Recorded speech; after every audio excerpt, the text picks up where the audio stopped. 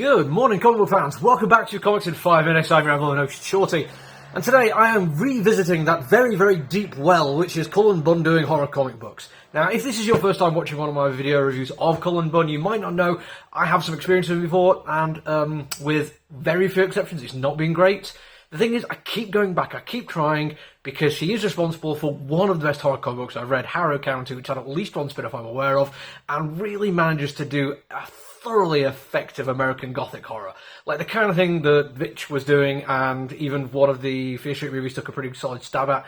It's just such a good version of it. I absolutely cannot recommend it enough. Unfortunately, because of that, pretty much every other thing of his I've read has left me wanting a little bit, and I've tried a few, and one of the more frustrating aspects of this is the amount of times I've read in issue 1 and thought, my lord, this is a good idea, I cannot wait to see how this plays out, subscribe to the comic book, and then by the time issue 3 is done, I'm like, well, I suppose I better get issue 4, it's the last one, at least I can complete it. And I never end up feeling anything like as excited as I was when issue 1 drops. And I don't want to say that's what's going to happen here, but I am really excited about this issue 1. So let's talk about why. Well, first off, the first page is bad. And I don't know how to really explain this other than just it uses a trope I don't particularly like, which is setting the sequence up, which doesn't seem to have much relevance, and eventually we get an impression of what was actually happening, but the tagline for it is 4 months earlier, or 4 months ago maybe, and then the next page is now. And I just don't like that as a literary thing. I just think there's better ways to do that kind of storytelling. Thankfully though, the now moment, the first few pages of that, of the present day sequence, are freaking spectacular.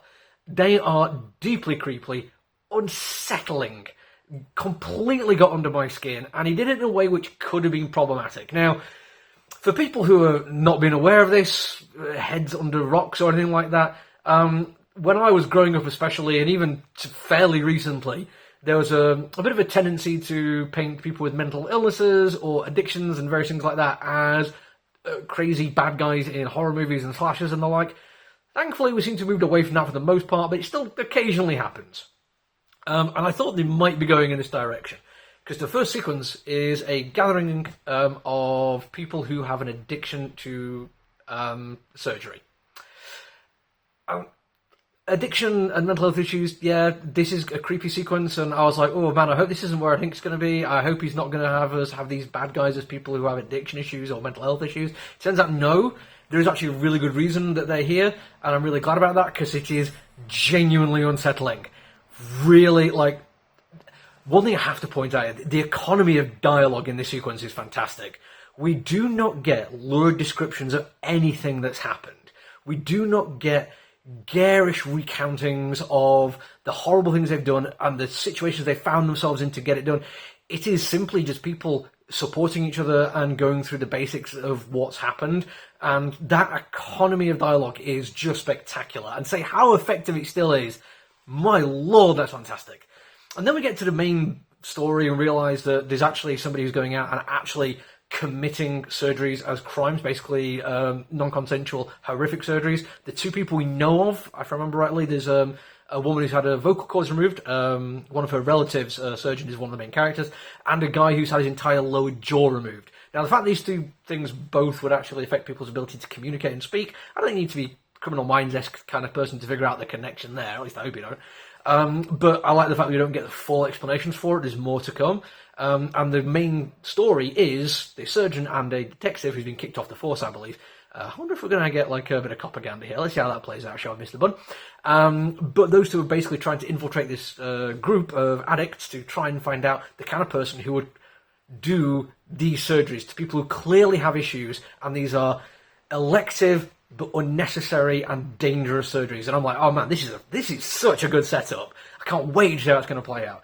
And it's helped considerably by the artist as well. It's not something I was really familiar with, Jesus Cervas, who has just an absolutely fantastic ability to use darkness and shadow. And the darkness is so lush, and his colour palette is so deep, it's brilliant. There's a moment where we get a hospital sequence, and even with the bright lights and the whiteness of it all, it just throws how deep the shadows are into stark relief. And it doesn't even feel that bright. It still feels grey tinged and murky. I mean, Really, really solid artwork throughout as well. I don't want to get too excited about it. I have been let down before by Mr. Cullen Bunn, but every time he grabs me with that first issue. Hopefully this will be the one that carries it to the finish line and absolutely knocks the entire thing out of the park.